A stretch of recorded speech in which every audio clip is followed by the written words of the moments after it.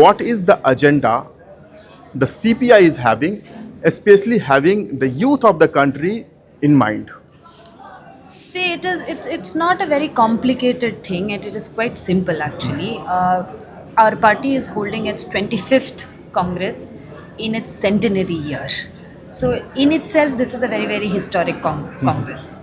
Now, what times are we having this Congress at? What is the kind of political scenario, political situation that we are existing?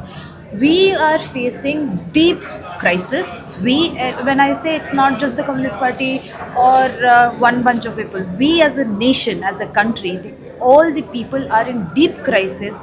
Precarity has become the norm, the everyday realities. Unemployment is a record height. Record Okay. high. India is supposed to be one of the young populations across the world, and this young population is unemployed. On one hand, there is unemployment. On the other hand, education is being commodified. It has become an thing that is sold and bought in the market. And that is the kind of crisis that we have. It is a debt-ridden economy. It is a jobless economic growth, job loss growth, and that is precisely why it is important that we come together and renew our pledge to not allow these kind of anti-people, anti-poor, anti-worker, anti-student, women, youth, minority regimes to continue unchallenged. And that is the bottom line of the Communist Party of India. Thank you, Aprajita. But the facts, is lying on the other side. Which is, The growth of GDP, yes, despite all the odds, correct. the GDP is expected to grow by 7%. The size of GDP that India is having, and the growth is expected by 7%. Don't you think this is awesome for our right, economy? I will- You said that this is the debt-ridden economy. Yes, so I will give you mentioned the GDP. I will mention you another statistics and data. In 50 years, today, the life expectancy of people at birth has slid down. Okay.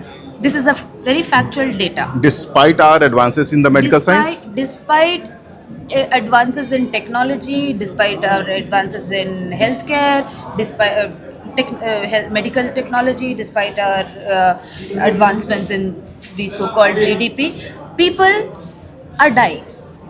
On one side, the life expectancy has gone down.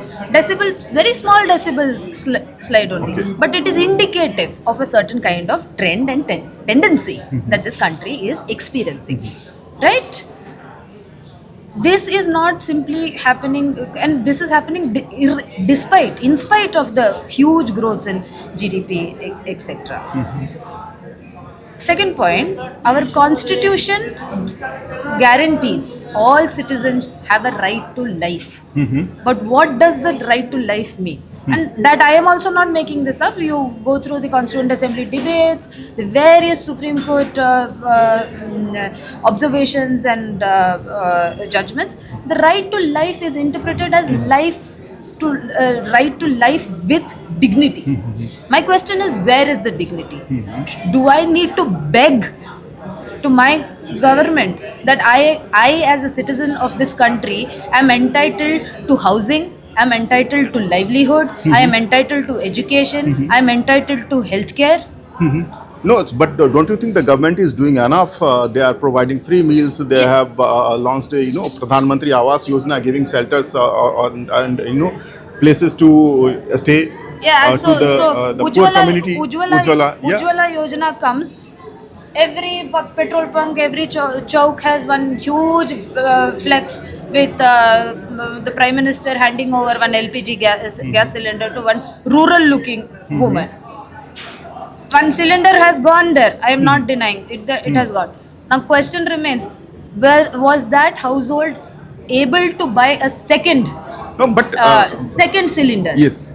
Of You course. tell me what is the price of No, cooking. of course, but this do thing. you think that the government can undertake all the household expenses So then why of is everyone? why is the so you're telling me the government is in exclusive service to the No, corporate houses of this country? 1 rupee, 1 acre land they will sell ports, they will sell forests. Who owns mountains? Who owns forests? Who of, owns the oceans? of Even course, the space they are spending. those calls must be questioned.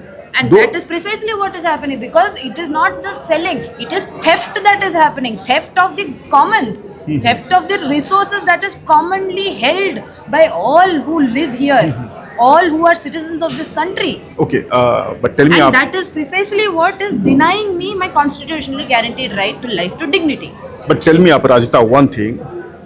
By the virtue of those free schemes, BJP is reaping the votes. Okay, they are making government in one after the other states, as well as in the center for last 11 years too. What makes the parties like CPI stay behind? What is the hurdle?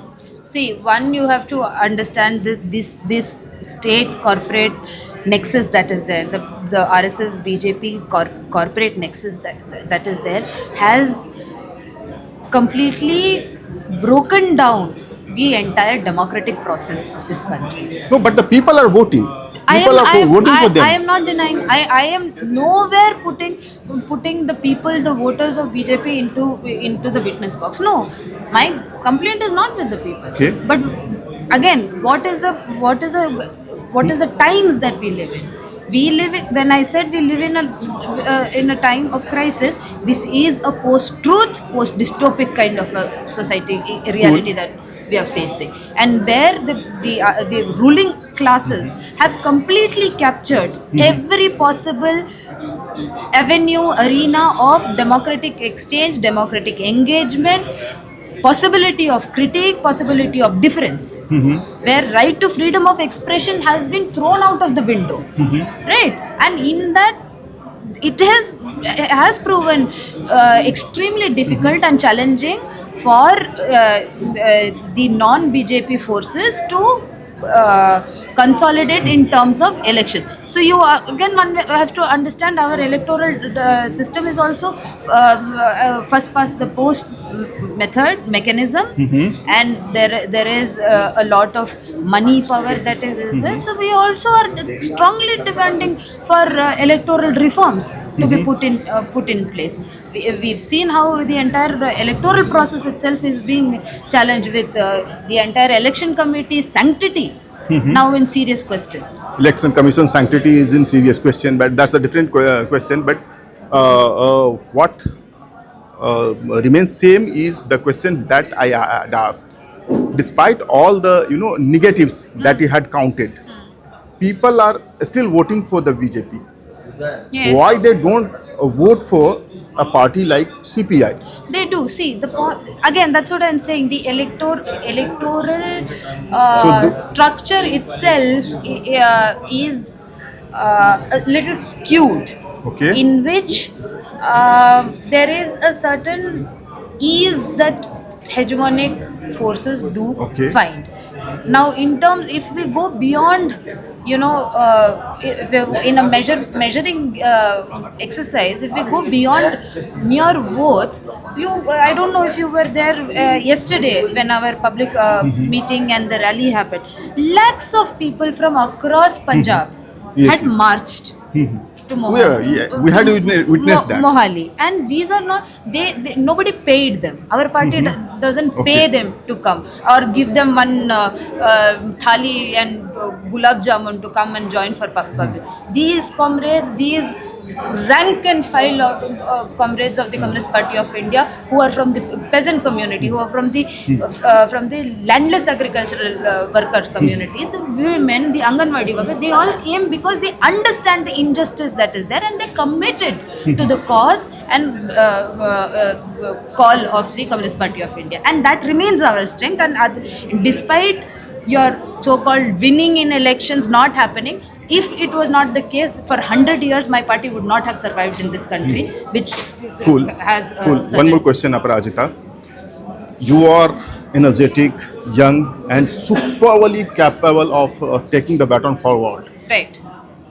What you think that the party called CPI, can do for the youth without storming into the parliamentary politics? No, I am nowhere saying that parliamentary politics is not important or we can just ignore it. We are very firmly believe in the electoral democratic process, and we participated in it across.